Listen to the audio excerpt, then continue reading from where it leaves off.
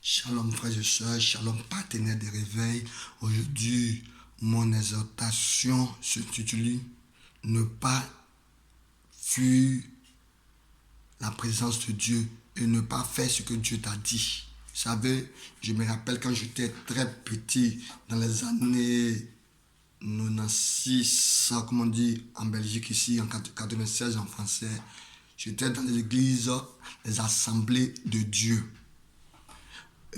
On avait prophétisé pour moi à l'époque que je devais être un serviteur de Dieu. Je n'avais que peut-être que l'âge de 10 ans, mais je n'ai pas pris en considération cette parole. Et lorsque j'ai grandi, je suis allé dans une église qu'on appelle le Tabernacle, l'église de l'homme de Dieu, l'apôtre Paul Ayo. Et après cela, on a eu un moment de flash, de recours, un moment de n'importe ce que vous voulez. Mais je n'ai pas continué l'œuvre, j'ai arrêté. Et en 2010-2011, j'ai croisé un prophète qu'on appelle le prophète Rudy. Et avec lui, qui m'a enseigné les rudiments du ministère. Il m'a dit, Dieu t'a appelé pour un appel. Tu vas parler de Dieu. Je lui ai dit, non, arrêtez monsieur. Moi, je ne suis pas venu dans votre assemblée. Moi, je suis venu parce que on m'a dit que chez toi, lorsque tu pries, les gens voyagent. Et moi, je suis venu pour ça.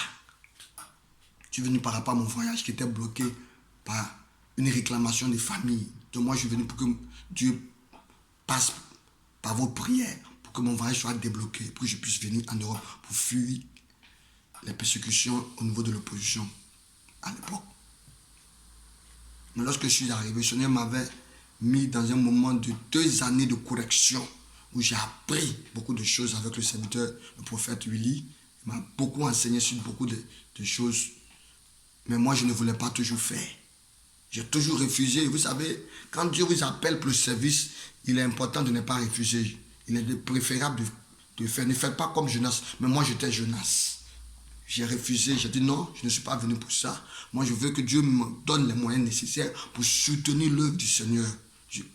Parce que le Seigneur avait mis en moi un don de libéralité où j'étais prêt, quand c'était l'œuvre du Seigneur, j'étais prêt à soutenir des campagnes pour faire avancer l'œuvre. Le Seigneur avait dit non, que je n'étais pas ça. Un jour, l'homme de Dieu est allé dans une retraite. J'étais à l'époque avec l'un de mes amis, Ngué Saint-Jean. On était assis en 2010-2011, si j'ai bonne mémoire. Et l'homme de Dieu allait dans un moment, avant de partir, il a demandé que vous voulez que je prie pour vous, pour quel sujet. Moi, j'ai dit prie pour ma vie, pour que je sache qu'est-ce que Dieu veut que je fasse de ma vie. Nous n'avons pas vu l'homme de Dieu pendant 1 mois, 2 mois. À l'époque, j'étais en train de faire préparer mon voyage pour fuir le pays. Et quand l'homme de Dieu est revenu après 2 mois, il m'a fait asseoir avec mon ami. Mon ami était assis à côte à côte. Il a commencé par mon ami d'enfance. Il a dit, bon, vous êtes deux destinées opposées. Oh, c'est quoi ça encore? Et après, mon ami, il a dit à mon ami, mon collègue, aussi qui est serviteur de Dieu aussi en Italie, il a dit que Jean, toi tu vas voyager. Lorsque tu arriveras en Italie, ce m'a dit que dans les 3 mois, tu auras le titre de séjour italien. Mais comme tu as promis à Dieu de faire quelque chose, si tu ne le fais pas, ton fils va mourir.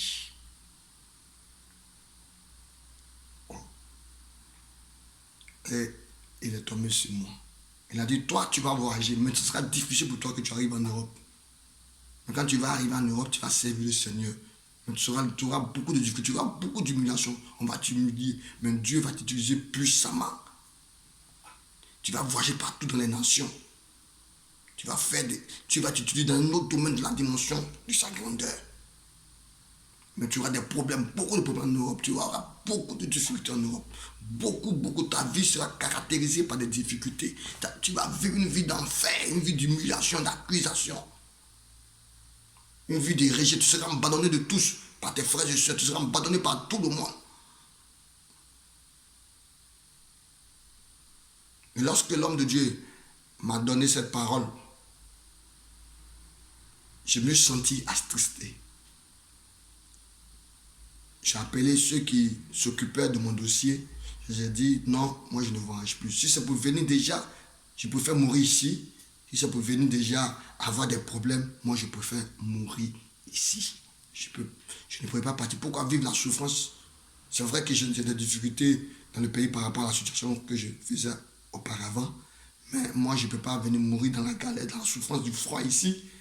Ce sera difficile pour moi. Donc, moi, je préfère renoncer à ce voyage.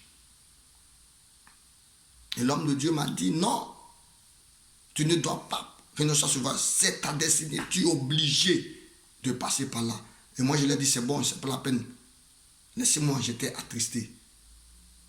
Et j'ai appelé le monsieur a dit, on s'est donné rendez-vous.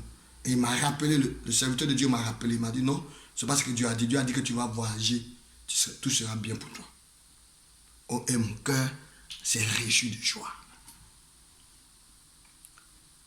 Et il a commencé à me former. 2 années sont passées. J'étais prière sur des prières, des prières, sur des prières, des prières, sur des prières, des prières, sur des prières, des prières, sur des prières, des prières, sur des prières, pendant au moins 2 années. Des prières, des prières, des prières, des jeûnes, des prières pour détruire l'autel magnifique, pour détruire ces réclamations de femmes, pour détruire tous ces trucs, des prières sur des prières pendant 2 années de prières, de formation, de prières, avec le serviteur de Dieu. Et dans ce moment, j'ai perdu ma mère. Et j'étais très abattu. Le moment où je devais voyager, ma mère est décédée. Je dis, ah Seigneur, je veux partir, ma mère est décédée. J'ai fini d'enterrer ma mère. Et je suis arrivé en Europe. Et j'ai voyagé comme un grand type en Europe. Je suis venu. Quand je suis arrivé en Italie chez mon frère, pendant un moment, mon frère et moi, des discussions, mon frère ne me parlait plus. Non, tu dois aller en Belgique, non, tu dois aller en Belgique. Mais il fallait faire quoi en Belgique? Tu es en Italie ici. Je suis chez toi. En Europe, si tu n'as pas quelqu'un, c'est difficile. Mais le Seigneur avait un plan. Il fallait que l'œuvre du Seigneur s'accomplisse. Il fallait que je quitte Taxis pour aller à Ninive. Mais j'ai refusé. Et mon grand frère a fait des semaines, des jours sans qu'il ne me parle. Je vous explique ce témoignage suivi d'une exhortation pour vous dire que quand Dieu t'appelle, tu ne veux pas, tu feras son service. Dieu utilisera ce qu'on appelle le désert. Dieu utilisera ce qu'on appelle les épreuves et tu vas accepter de le servir. Et j'ai commencé, le grand frère avec moi, des discussions, et j'ai appelé l'homme de Dieu. J'ai dit, mais toi tu m'as dit que quand je vais venir ici, en Europe, tout sera bien. Maintenant je suis ici en Europe. La première difficulté, je ne m'entends pas avec mon grand frère. Moi je vais rester en Italie, mon grand frère veut m'envoyer en Belgique. Moi je vais rester en Italie. Et voilà la première difficulté. Mais Seigneur, où es-tu mon Dieu? Alors que tu as dit que je vais bien m'en sortir en Europe, l'homme de Dieu m'a dit non, Dieu n'a pas dit ça. À l'époque, Dieu a dit que tu vas venir, tu vas vivre cette vie, que tu seras en désaccord. Parce que la mission qui t'a appelé, c'est d'envoyer en Belgique. Tu dois servir Dieu en Belgique. Il t'a dit, tu dis quoi? Mais pourquoi tu ne m'as pas dit? Si je t'avais dit, tu n'avais pas accompli l'œuvre que Dieu t'a appelé pour cela. Il dit, ah. Le jour où mon grand frère me chasse de chez lui, il me prend un train classe d'honneur, première classe. Je voyage en première classe. Dans l'Italie, en première classe. Toute l'Italie. J'étais en Kona. Je quitte d'Ancona jusqu'à arriver à Milano en première classe. Seul en première classe. Mais j'ai pleuré. Je n'ai pas mangé pendant tout un jour. J'ai pleuré. Je suis arrivé à Milan à 1h du matin. J'ai pris le train de nuit qu'on appelle les cachekutas, le train de nuit en Italie. Et j'ai voyagé. J'ai dit à Dieu, Seigneur, je n'avais même pas de... Tout était périmé. Je n'avais rien sur moi. Et j'ai pris le train comme ça. Et Seigneur, comme Jacob l'a dit, si tu es avec moi, voilà, je n'ai plus rien, tout est gâté sur moi. Je n'ai rien. Montre-moi que tu es mon Dieu. Je vous l'assure, j'ai vu ce Dieu que je sers aujourd'hui. Il est redoutable. Il m'a montré. Lorsque les contrôleurs sont rentrés à la frontière suisse, italo-suisse, nous étions à la chambre 306, je me rappelle comme c'était aujourd'hui. Et il a dit non, ici, nous avons tout fait. Dieu s'était manifesté. Je devais commencer quelque chose. Mais j'ai refusé. Quand je suis venu, j'ai demandé l'asile, je ne connaissais rien. J'ai refusé. Mais un jour, vous savez, j'étais dans les moments les plus difficiles. Et Dieu m'a rappelé. Il m'a dit, tu dois me servir. C'est mon Dieu qui a bloqué toutes choses. Pour que tu fasses mon œuvre. Il dit, Seigneur, mais pourquoi tu m'as fait aller faire de grandes études? Sorti, à notre époque, il n'y avait pas ce qu'on appelle le master, c'était la maîtrise. Je suis sorti avec une maîtrise, avec mention. En sciences de gestion. Pour te servir. Mais si tu m'avais dit depuis longtemps, j'en ai dit oui, je t'avais dit depuis longtemps, tu le savais. Tu as refusé.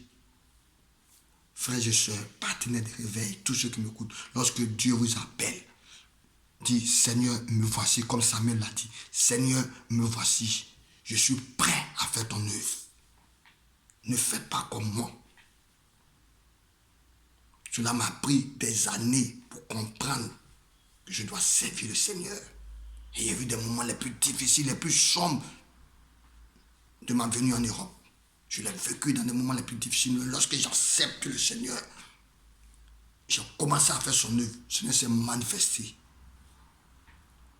Il dit, tu es mon oint. J'étais choisi.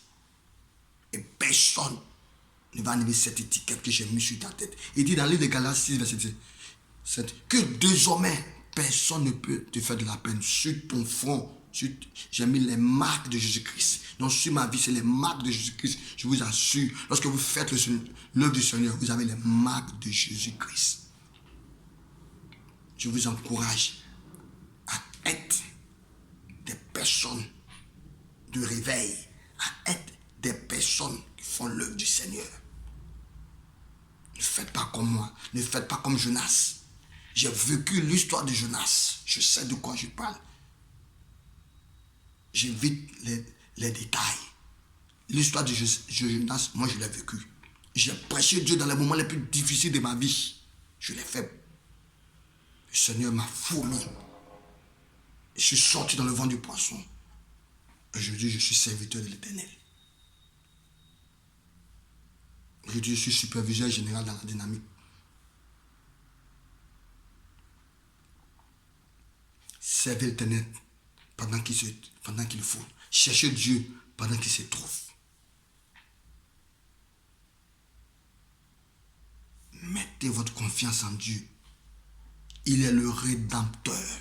Il est le rémunérateur de ceux qui le cherchent. Merci à vous tous. C'était mon témoignage suivi d'une exhortation. Shalom à tous. Que Dieu vous bénisse. Que Dieu fasse de vous des hommes et des femmes serviteurs et servants de Dieu. La cause du réveil. Merci.